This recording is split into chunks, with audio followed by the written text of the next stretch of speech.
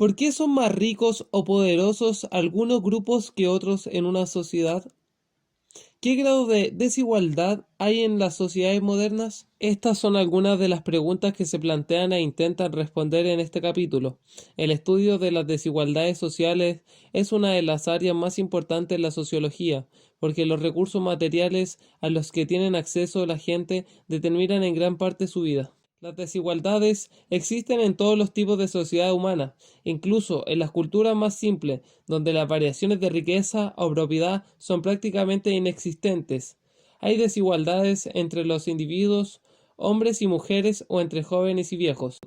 La esclavitud es una forma extrema de desigualdad en la que unos individuos son propietarios literalmente de otros. Las condiciones legales de la posesión de esclavos variaban considerablemente en cada sociedad. Algunas veces los esclavos eran privados de casi todos sus derechos legales, como en el sur de los Estados Unidos, mientras que en otros casos su posición era más parecida a la de un sirviente. El concepto de casta se emplea en ocasiones fuera del ámbito indio, cuando dos o más grupos étnicos están profundamente separados el uno del otro, y cuando prevalecen las ideas de pureza racial. En Europa, el estado más elevado era el compuesto por la aristocracia y la nobleza. El clero formaba otro, que tenía una posición inferior, aunque disfrutaba de ciertos privilegios.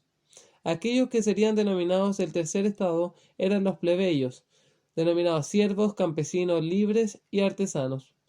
Los estados tendían a desarrollarse en donde quiera que hubiese una aristocracia tradicional basada en la nobleza de cuna.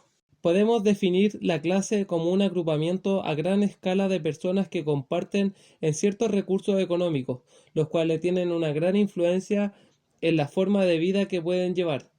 La propiedad de la riqueza y la ocupación son las bases más importantes de las diferencias de clase. Es difícil obtener información fiable sobre la distribución de la riqueza. Algunos países tienen estadísticas más precisas que otros, pero en ellas siempre hay muchas conjeturas. Los ricos no suelen hacer públicas las cuantías de sus bienes, sabiendo mucho más sobre los pobres que sobre los ricos. División en función de la clase social. La clase alta. La clase alta en la sociedad británica consta de un número relativamente pequeño de individuos y familias que poseen considerables propiedades. Estadísticamente, se habla que son el 1% de poseedores de riqueza. Dentro de la clase alta hay dos divisiones, entre viejos y nuevos ricos. En ciertos contextos, quienes proceden de orígenes más humildes a menudo se ven excluidos de los círculos que se mueven los ricos de siempre. La propiedad, como subraya Marx y Weber, otorga poder. John Scott ha descrito los tres sectores de la clase alta en el siglo XXI, denominándolos grandes terratenientes, empresarios financieros e industriales. La expresión clase media designa a personas que tienen ocupaciones muy diferentes. Según algunos observadores, la mayoría de la población en Gran Bretaña pertenece a esta clase hoy en día, porque la proporción de trabajos de cuello blanco ha aumentado considerablemente en relación a los de cuello azul. Otro sector de la clase media es la clase media alta, que se compone principalmente de quienes ocupan puestos directivos o profesionales. Por último, se habla de la clase media baja, que es una categoría heterogénea en la que se incluye oficinistas, representantes, maestros, enfermeros y otros.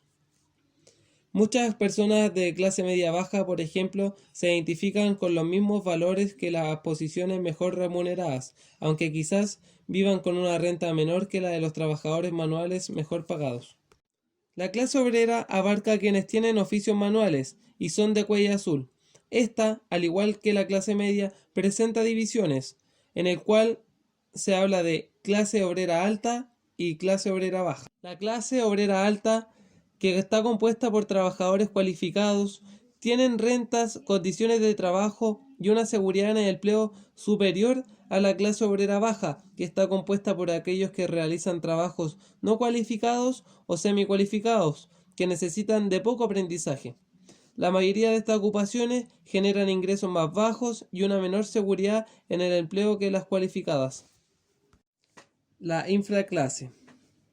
Clase social que tiene unas condiciones laborales y un nivel de vida bastante inferior a la de la mayoría de la población.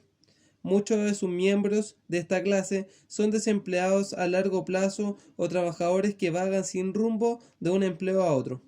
En Gran Bretaña, los negros y los asiáticos están desproporcionadamente representados en la infraclase. El creciente número de personas que ocupan puestos profesionales, directivos y de administración está relacionado con la importancia de las grandes organizaciones en las sociedades modernas, y también tiene que ver con el número cada vez mayor de trabajadores que absorbe el sector público, por ejemplo, en el gobierno, la educación, la sanidad y la asistencia social. Los profesionales, directivos y administradores de alto nivel obtienen su puesto principalmente porque tienen las llamadas credenciales, es decir, licenciaturas, diplomas y otros títulos. Durante muchos años los estudios sobre estratificación prescindieron del género. Se escribían como si las mujeres no existieran o como si no tuvieran importancia o interés para el análisis de las divisiones de poder, riqueza y prestigio. Sin embargo, en sí mismo, el género es uno de los ejemplos más profundos de estratificación. No hay sociedades en las que el hombre no tenga en ciertos aspectos de la vida social más riqueza, un estatus mejor o más influencia que la mujer.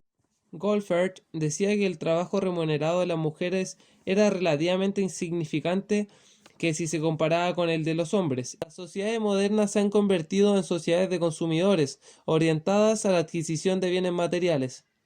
En cierto sentido, la sociedad de consumo es una sociedad de masas, en las que las diferencias de clase están superadas.